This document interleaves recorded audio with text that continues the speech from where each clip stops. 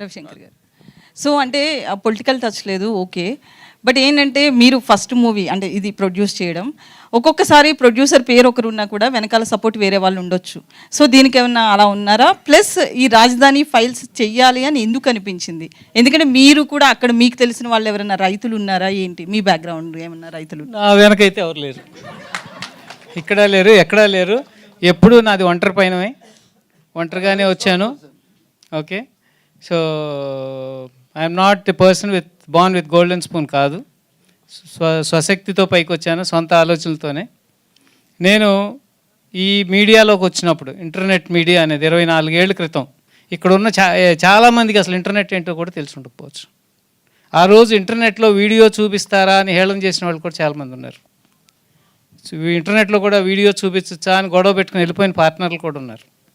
So అది వాళ్ళు నిజమైంది. వాళ్ళు వేలాది మంది బతుకుతున్నారు, లక్షలాది మంది బతుకుతున్నారు ఈ దేశంలో. ఇండియాలోనే ప్రప్రథమంగా వీడియో చూపించిన సంస్థ మాది. ఏది 99లో. అప్పటి నుంచి ఈ ప్రయాణం ఇలా కొనసాగుతూ ఇలా వస్తున్నాం. అప్పుడు నా వెనక ఎవరు లేరు. ఇప్పుడు నేను ఒక రైతు పెట్టిన, మా ఫాదర్ వ్యవసాయం చేసేవాళ్ళు. నేను వీలైతే ఇప్పటికీ మా ఊరు వెళ్ళినప్పుడల్లా ఇప్పటికీ వ్యవసాయం చేస్తుంటా. ఆవులను పెంచుతా, గేదెలను పెంచుతా, కోళ్ళు పెంచుతా, అన్నీ ఉన్నాయి వ్యవసాయ పరంగా. ఇక్కడ కూడా వీలైనప్పుడల్లా పనులన్నీ చేస్తుంటా, వ్యవసాయ పనులు. ఇటువంటి నేపథ్యంలో ఉన్న నాకు రైతులు, ముఖ్యంగా మహిళలు రోడ్డెక్కి వాళ్ళు చేసేటువంటి వాళ్ళ బాధలు, కష్టాలు, కన్నీళ్ళు చూసినాక మనం కూడా ఏదో ఒకటి చేయాలి. ఇప్పుడు ఆ సమస్యను ఎలా చిత్రీకరించారంటే అదొక 29 గ్రామాల సమస్యలాగానో ఏదో చిత్రీకరించేసి ఒక కులానికో ఒక ప్రాంతానికో సమస్యలాగా చిత్రీకరించారు. నేను ఒకసారి ఢిల్లీ వెళ్ళాను. ఢిల్లీ వెళ్ళినప్పుడు ఒక మీడియా మిత్రులందరితో నేషనల్ మీడియాలో డిస్కస్ చేసినప్పుడు that's a small problem of few villages అన్నాడు. అంటే ఒక మీడియాని ఎలా మ్యానిపులేట్ చేయొచ్చు, మేనేజ్ చేయొచ్చు, ఇవన్నీ చూసి అంటే నందిగ్రామ్ అనే సమస్య మనం అందరం చూసాం.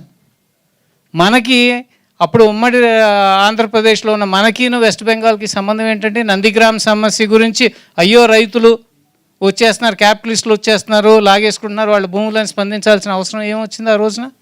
చేసిన వాళ్ళు స్వచ్ఛందంగా భూమి ఇచ్చి వాళ్ళు పడుతున్న కష్టాలు, హేళనలు, అవమానాలు ఇవి చూసినా కూడా స్పందించాలి, ఏదో ఒకటి చేయాలని ఒక ఆలోచన వచ్చింది. అలా రూపుదిద్దుకుందే ఈ రాజధాని ఫైల్స్. అంతేగాని మా వెనుకుండి ఎవరో ఉండి నడిపించి ఎవరి కోసం చేయాల్సిన అవసరం లేదు నాకు. నేను ఇంకొక విషయం చెప్పాలంటే నేను ఏ పార్టీలో సభ్యుడిని కూడా కాదు ప్రస్తుతానికి.